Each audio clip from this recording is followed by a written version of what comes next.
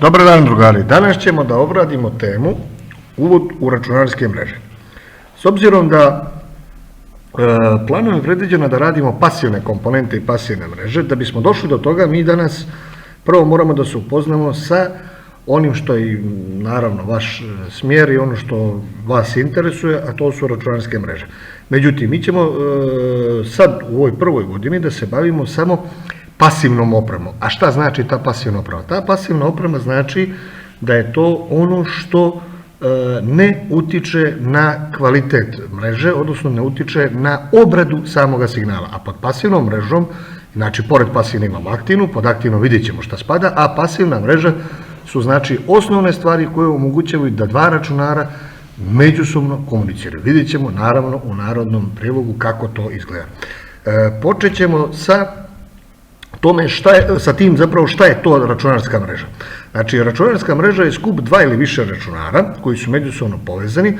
Kako su povezani? Povezani su adekvatnim medijum. A šta to zapravo znači? To zapravo znači da su povezani određenim kablom sa određenim konektorima koji omogućuju da ta dva računara mogu međusobno da komuniciraju. Ali kako da komuniciraju? Tako što ne samo da komuniciraju, nego i da dijele resurse. Vidjet ćemo u nastavku šta to znači. Šta to mi možemo prenesemo jednom računarskom mrežom? Pa računarskom mrežom se prenosi i sve ono, pazite, uzmite sada recimo primjer u današnjem svijetu, je li Viber ili Viber, kako god hoćete, je nešto što je, da kažem, svakodnevnica. Sve ono što možete da prenesete Viberom ili Viberom, znači od nekih podataka, govora, slika, videa i tako dalje, sve se to naravno prenosi računarskom mrežom. Znači tu su podaci, govor, slika, video i tako dalje. Međutim, imate jedan problem, zapravo nije problem, nego način razmišljanja šta se i kako prenosi računarskom mrežom. Sad, postoje stvari, kao što je kod Vibera, kada vi razgovarate sa nekim, vama je cilj da taj signal dođe, što se kaže, bez kašnjenja do drugog korisnika. To se kaže onda da je potrebno da aplikacije budu takve da prenose podatke u realnom vremenu. Znači, to su govor, slike i tako dalje. Međutim, imate medijume, poput, evo recimo, nazovimo maila, koji nije potrebno, kod njega nije potrebno da on istog momenta kad se pošalje da ga korisnik, odnosno primac, primi na način kao što je to slika, video i tako dalje. Znači, to su sad neke stvari koje treba raščlaniti u glavi, šta je, znači, bitno za prenos podataka u realnom vremenu, a šta nije. Idemo dalje. Sama mreža, kako da pokažemo kako ta mreža izgleda? Pa jednostavno za mrežu su vam potrebni minimum dva računara. Znači, računar je osnovno sredstvo za mrežu. Nakon toga ide medijum za prenos. A šta je taj medijum za prenos? Najčešće je to kabel. Naravno, tu ide pod broj 1, znači UTP kabel, osnovno učit ćemo o njemu, naravno u narednim slajdovima ćemo vidjeti šta je to, ali znači osnovno je da je to UTP kabel, potom imamo optički kabel i naravno vazduh, odnosno bežični sistem prenosa. Sad, to je, da kažem, nešto što je vezano za samu osnovu spoj dva računara. Međutim, ta dva računara međusobno ne bi mogla komunicirati da nije mrežnih uređaja. Naravno, pod broj 1 to su mrežne kartice, čvorište, switchevi, ruteri i tako dalje. Za sad ćemo samo usvojiti nazive, a kasnije ćemo da vidimo šta oni zapravo znače. Osnovno je da sve te mrežne uređaje zovemo infrastrukturom mreže. Sad, ono što je najvažnije od svega za našu priču jesu ove mrežne kartice. Znači, u svakom računaru, u svakom laptopu, desktop računaru, bez te mrežne kartice mi ne bi mogli da ostvarimo vezu i spoj između dva računara. Znači, mrežna kartica nam omogućava da spojimo dva računara, da oni međusobno mogu da komuniciraju i da dijele te resurse. Ono što je sad ključno kada pominjemo mrežu jeste kako nju zapravo podijeliti. Pa mi je tu dijelimo na dvije osnovne cjeline, to je hardware i software. Gledajte sad, znači kao što kod računara, pričali smo već o tome u prošlom tromjesečju, da hardware i software kod računara, pazite, kod računara se dijeli u smislu da je hardware, miš, tastatura, desktop računar, desktop računar se sastoji iz monitora, miša, tastature i tako dalje, a ovamo kad uzmemo laptop znači samo eventualno miš, tastature i tako dalje. A šta bi bio software? Software bi bio ono što smo rekli, šta omogućava korisniku da poveže čovjeka i mašinu? To je softver. Znači, istu stvar kao što imamo kod računara, imamo i kod mreže. Znači, mrežu dijelimo na hardverski dio mreže i softverski dio mreže. Idemo dalje. Hardverski dio mreže čine, sad ovo malo neki novi pojmovi, malo ćemo ih samo, da kažem, jednostavno ćemo sad usvojiti ove pojmove, a onda ćemo malo kasnije, jer ovo je sad ipak priča o uvodnom dijelu, pa ćemo kasnije da vidimo šta to zapravo znači. Hardverski dio spadaju, znači, mrežni čvorovi. A šta su ti čvorovi? Ti čvorovi su zapravo mjesta u kome se vrši obrada podataka. Znači, dijele se na ciljne čvorove, u njima se, znači, vrši stvarna obrada podataka i rutovanje ili ruteri u kojima se vrši usmjeravanje podataka. Znači, to je, da kažem, dva osnovna načina kako se dijele mrežni hardverski čvorovi. A što se tiče resursa, šta mi to zapravo možemo da podijelimo? To su sad svi oni elementi koji, da kažem, ono zašto se najviše koristi mreža jeste da povežemo dva računara na jedan štampač. Rekao sam već kroz priču da je vrlo glupo ako bi negdje imali kancelariju sa 10 računara, da svako za sebe ima svoj štampač. Ne, napravi se mreža, postavi se, sve zavisi od potrebe za poslom, jedan ili dva štampača, ali je bitno da su svi ti štampači povezani sa svakim računarom. Znači, napravljena je jedna cjelina, jedna mrežna cjelina. Sem toga, naravno, tu su još razne stvari koje su vezane, faks mašine i tako dalje, ali što se tiče softverskog dijela, šta to mi možemo da dijelimo? To je ono ključno. Tu se dijele, znači, razne aplikacije, razni programi, baze podataka, datoteke. Vidjet ćemo u nastavku gdje je to i zašto je to toliko važno. Idemo dalje.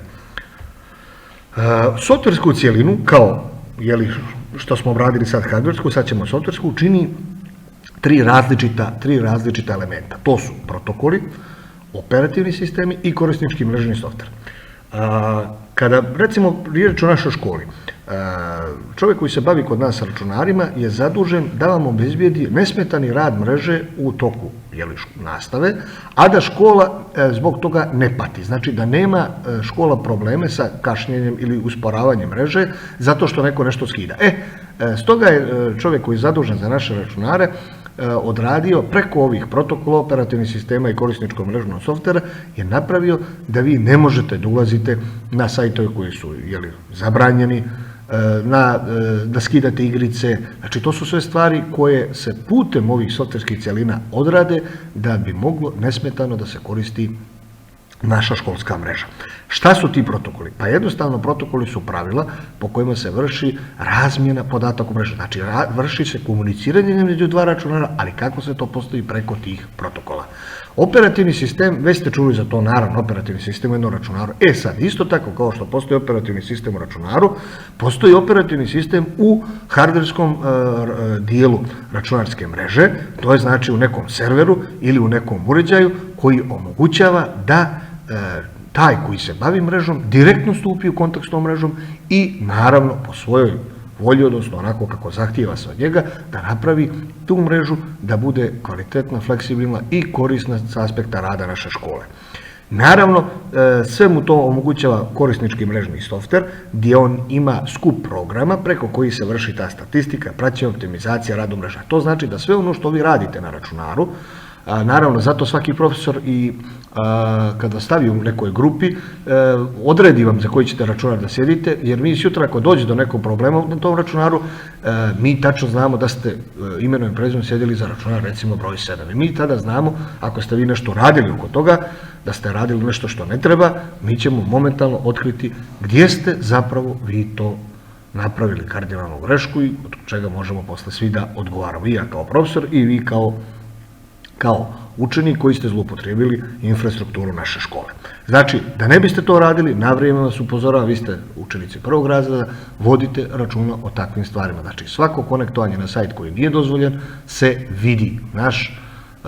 Naša osoba zadužena za računare u našoj školi to momentalno vidi, dobija za to mailove, dobija za to poruke i na taj način nas sprečava da vi to odradite na taj način. Idemo dalje. Sada ćemo da vidimo šta to spada po taj hardverski dio. Već smo to pomenuli. To su, znači, osnovno je da su to štampači i faks mašine. Nekad, vidite, stavio sam ovdje modemi, CD-ROM i tako dalje, to su bile nekadašnje, znači, hardverske cjeline. Sad to više nije toliko u modi, ali ono što je glavno, ono i zašto i vi učite zapravo u školu, Bože zdravlje, možda sutra bude dosta između vas programera ili tako već ljudi, znači to je za obradu teksta i praćenje projekata. Sad, zašto je bitno umrežiti više računara? Pa upravo zbog ovoga. Zato što ljudi kada rade neki projekat, ne mora svako da visi zajedno njih 2, 3 na jedan računar. Ne, svako ide, radi svoj dio projekta, svoje parče, uzme, odradi ga i onda se to na kraju spoji u jednu cjelinu. Ali da bi to moglo da se odradi, moraju ti ljudi da budu međusobno povezani, da vide dokle je ovaj drugi što radi na projektu stigao i onda na osnovu toga on daje ili uzima informacije. Što se tiče razmjene podataka, naravno, to su dokumenta, tabele, fakture, jako je bitno, danas je elektronski svijet, danas ljudi sve račune plaćaju preko interneta, vidite danas, evo, pomenut ćemo sada ovo doba korone, vidite koliko je bitno da danas nema tog fizičkog kontakta između ljudi, da je bitno da možemo preko elektronske pošte, elektronskog načina plaćanja, elektronskih kartica, da možemo da platimo sve naše svakodnevne račune, ne bismo išli, čekali u red i pravili gužu i naravno na taj način doživjeli eventualno da se zarazimo ili da napravimo nekome da se zarazi. Znači, pored tih podataka, osnovno je naravno elektronska pošta ili mail, a šta sve možemo da pošaljemo? Naravno, fotografije, audio, video i tako dalje. Znači, to su sve stvari koje su razlozi zbog koga mi radimo to takozvano umrežavanje. Vidimo ovdje sad neke stvari koje su bile za umrežavanje. Sada ćemo da pređemo na jedan dio koji je vezan računarsku mrežu kao komunikacijni sistem. Zapamtite, ovo će da dođe, znači, kao pitanje na testu. Znači, ako računarsku mrežu posmatramo kao komunikacijni sistem, šta mi to tu imamo? Počet ćemo od osnovne stvari, a to je izvor. Ajte sad ovo shvatiti isto kao da obavljamo poziv preko Vibera. Znači, izvor je onaj koji zove i koji progovori, koji kaže dobar dan, on je izvor. On je stvorio analogni signal. Sad taj analogni signal treba preko predajnika da se prenese do odredišta. Odredište je druga osoba. Međutim, tu sad imamo već jedan mali problem. Šta radi taj predajnik? Predajnik ima zadatak da to se kaže generisani, znači najčešće to bude analogni signal, da ga pretvori prvo u oblik pogodan za prenos. A zašto? Pazite, kablovi kao što su UTP i optički kablovi su takozvani digitalni kablovi, znači nisu u smislu da su oni digitalni, nego prenose digitalne signale. I oni kao takvi moraju da budu, znači moraju podaci da budu spremni za prenos sa takvim kablovima. A ovo su već bili analogni signali, znači sada predajnik je dužan da pretvori taj analogni signal u digitalni i da ga kao takvog prenese preko, znači, prenosnog sistema. A taj prenosni sistem ili put, kako ga ovdje vidimo, to je zapravo ta naša mreža. I na kraju sve to mora da dođe do jednog prijemnika. A šta je sad zadatak prijemnika? On radi obrnutu stvar. Prihvata taj takozvani, sad nazovimo, digitalni signal i mora da ga vrati u oblik kakav ga je poslao izvor, a to je znači u analogno. I odredište, naravno, bit će osoba. Ali sve ovo, kažem, mora da se obavi u realnom vremenu. Idemo dalje. Ovdje je samo prikazano nešto, neka vid, evo vidite, dva računara i između mrežni uređaj. Vidite šta sve računar ima. Znači, počinje od ozdo, ide hardware, ide njegov operativni sistem računara i idu aplikacije potrebne za komunikaciju. Mrežni uređaj ima i hardware i operativni sistem, to je ono što sam pričao, znači i kao računar, mrežni uređaji imaju svoj hardware i operativni sistem i naravno s druge strane opet računar, operativni sistem aplikacija. Znači da bi ovo sve moglo da se poveže, jednostavno uređaji poput računara moraju da imaju adekvatan sistem za prenos, to je ovaj komunikacioni vod, i moraju da imaju adekvatne aplikacije preko kojih ćemo da povežemo ova dva računara. Ok, idemo dalje. Došli smo do onoga za što smo mi i imali namjeru da radimo u ovom dijelu gradiva, a to je pasivna mreža.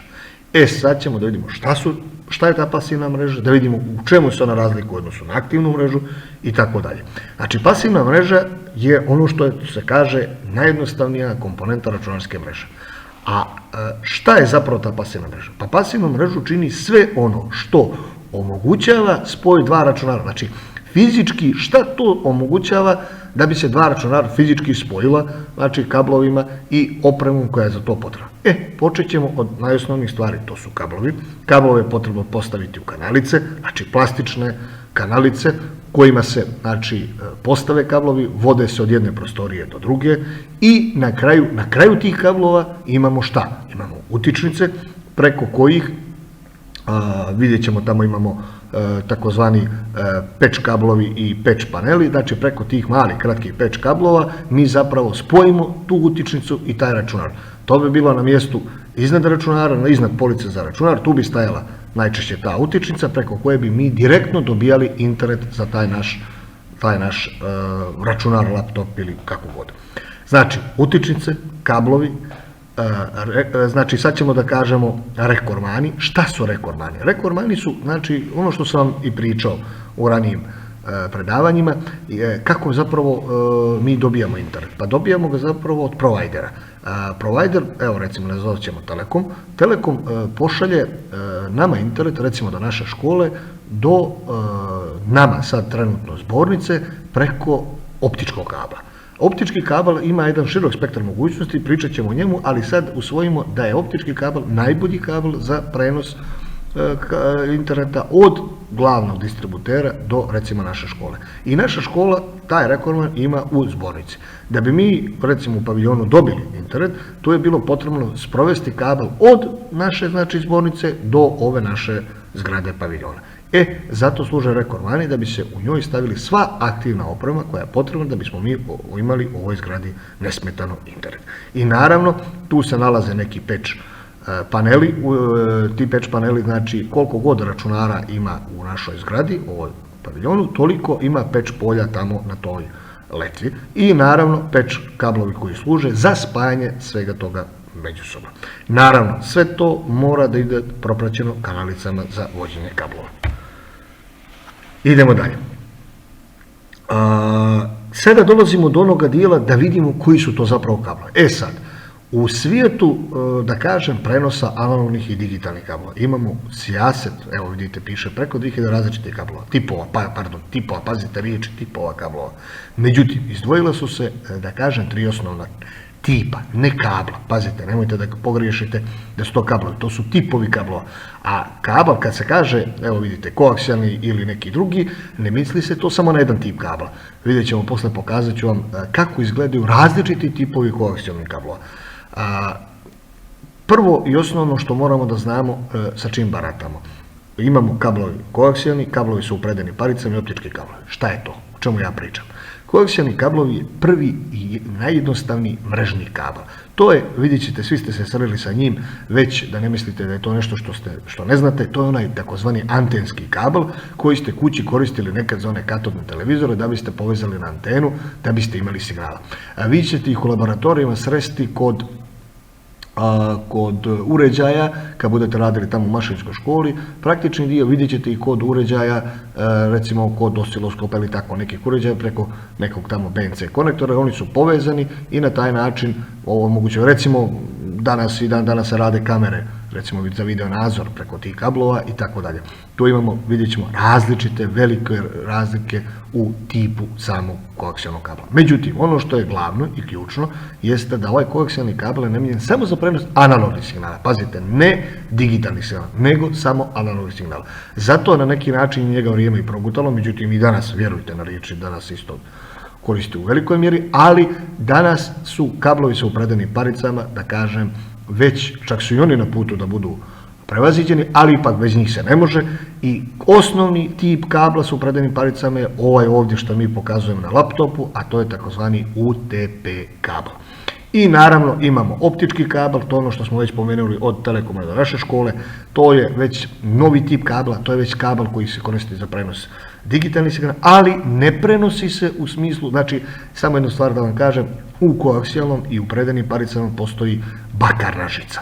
U optičkom kablu nema bakra, nego ide stakleno vlakno. Tako da je to drakonska razlika, gore ide napon od nebitno 12 volti, 5 volti, 24 volta, sve ono što treba, što zahtjeva mrežna oprema, dok kroz optički kabel ne ide nikakva struja, ne putuje nikakva struja, nikakav signal sem svjetlosnog niza. Vidjet ćemo na kraju, tamo gradiva, kad budemo pre kraju, vidjet ćemo kako se to zapravo pretvara taj signal analogni u svjetlosni.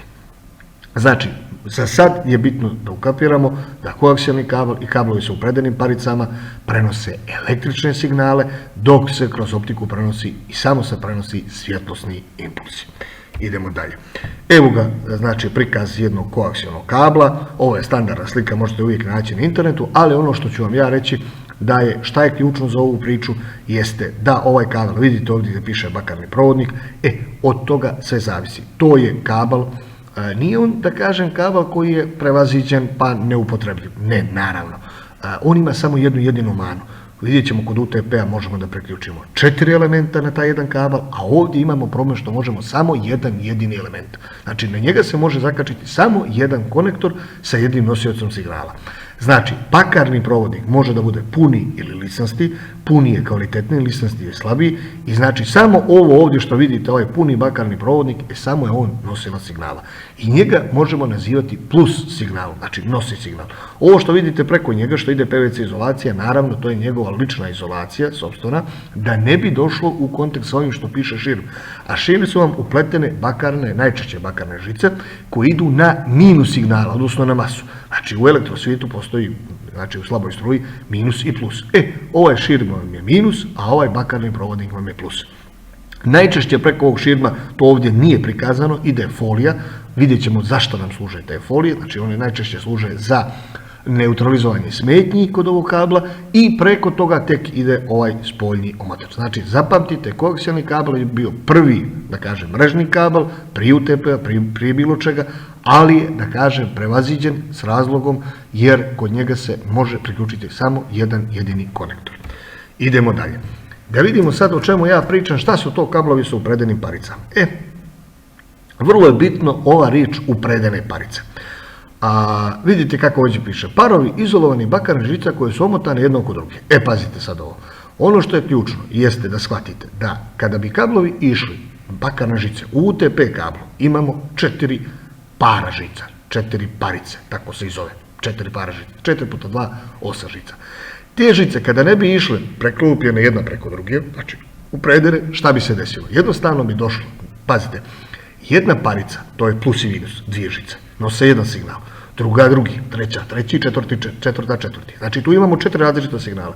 Zamislite sada kad bi ti sva 4 signala počeli međusobno da se miješaju. Na šta bi to ličilo? Znači do kraja mi ne bi imali kvalitetnu, znači sliku, ne bi imali kvalitetan signal, imali bi problem. Upravo to upredanje parica služi, kao što vidimo, za otklanjanje elektromagnetnih smetnji. Ali nije samo to, nego tu imamo sistem takozvanog preslušavanja, odnosno prebacivanja signala sa jednog kabla na drugi. Vidimo da je što je veći broj uvrtanja po metru, da je specifikacija kabla bolja, da je tip kabla kvalitetniji i otporanje na elektromagnetne smetnje, odnosno preslušavanje će da bude tim što manje. Ovdje imamo 2 tipa kabla, međutim ja ću da dodam još jedan tip koji se stavlja između. Prvi je UTP kabel, znači UTP kabel je ono što mi nazivamo klasičnim mrežnim kablom. To je kabel koji, pazite šta ovdje piše, izolovane bakarne žice. Znači te žice unutra imaju ono što smo rekli, šta smo naveli, zelena zeleno-bijela, brown bijela, plava bijela i narančasta bijela. To narančasta bijela, zelena zeleno-bijela su zapravo njegove izolacije. I sem toga, on nema, kao UTP klasični kabel, nikakvu dodatnu izolaciju. Znači, oko njega samo ima taj spoljni omotač. To je, da kažem, namijenjen, UTP kabel je namijenjen samo za spoj 2 računara. Ako sada treba da vi odvedete između 2 velike zgrade kabel na neku određenu dužinu, pazite, UTP kabel ima svoje ograničenje.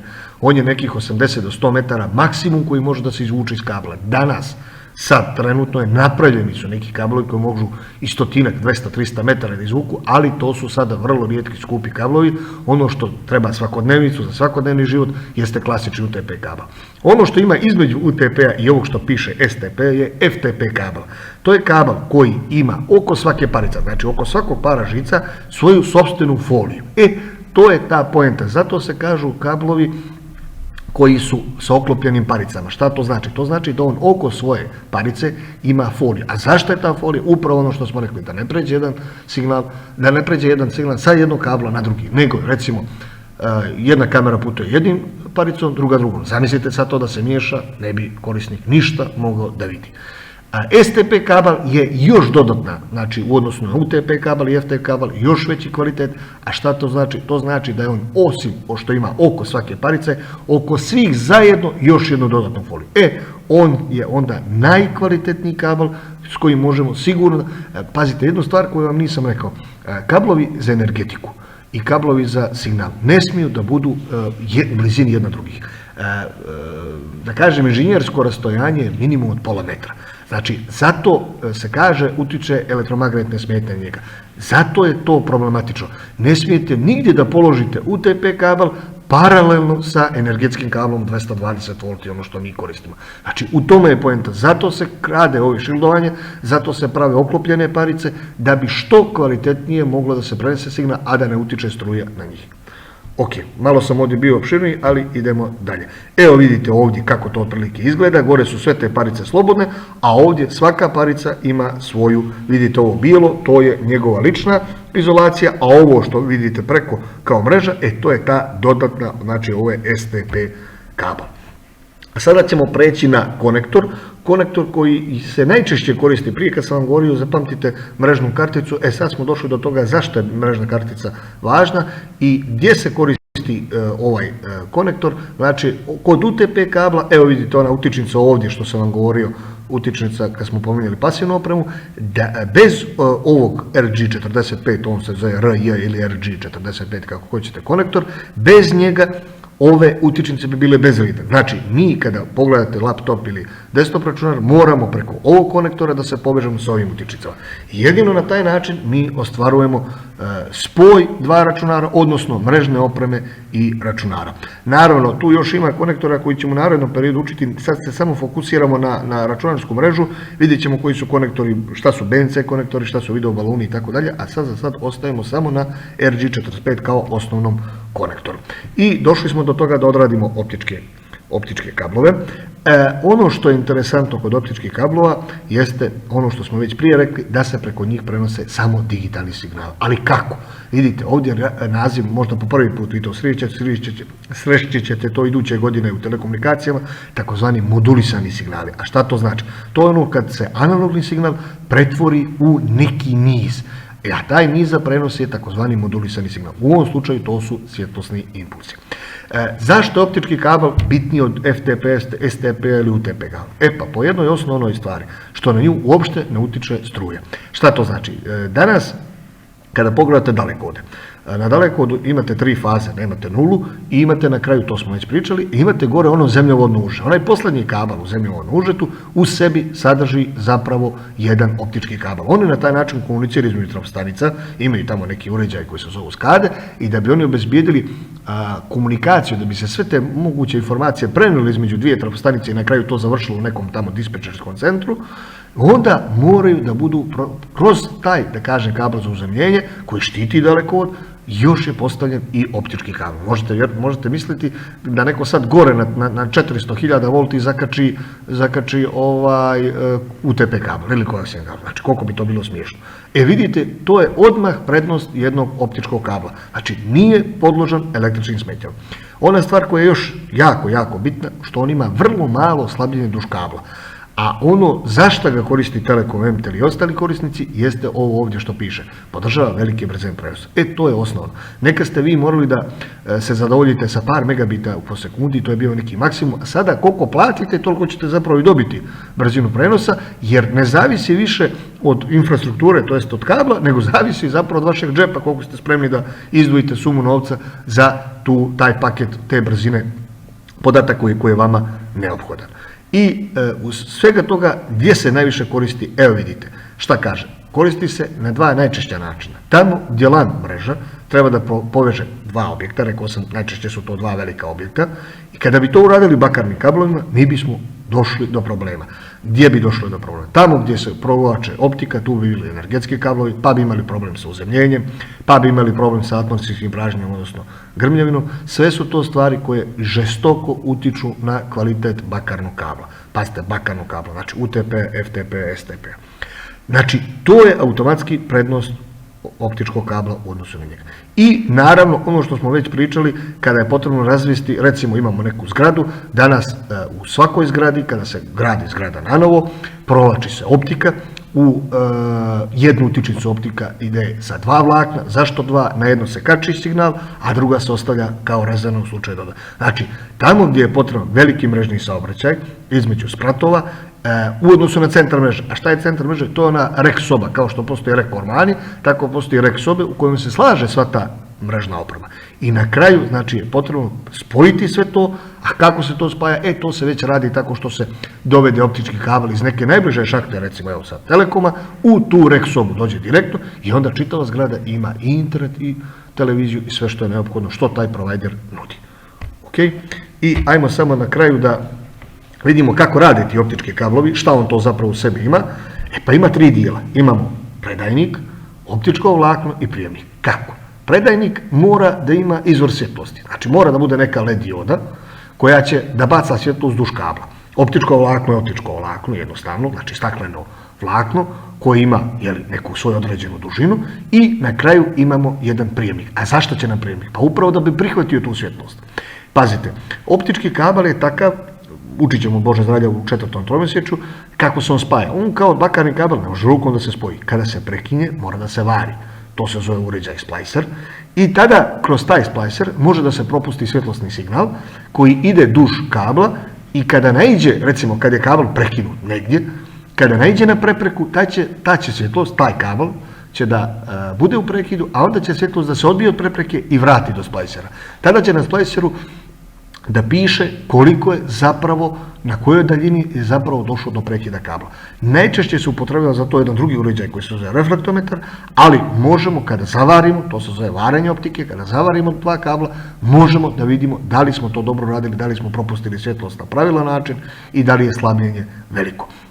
Zato izvor svjetlosti šalje LED dioda signal, to je taj svjetlost, optičko vlakno propusti to svjetlost do kraja, a na kraju tog kabla je taj fotosenzor koji zapravo mora da primi taj signal. Znači, standardni električni signal, kada dovedemo na ulaz u predajnik, on ga pretvori u svjetlosni niz, ubaci ga kroz optičko vlakno i odvede ga na kraj, tamo gdje je kraj kabla, tu ga dočeka prijemnik gdje vrši ono obrnutu funkciju od onoga što je uradio predajnik, a to je optoelektričnu konverziju.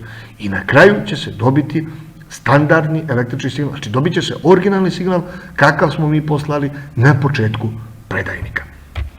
Eto, drugari, to je bilo to za sad, vidimo se malo kasnije.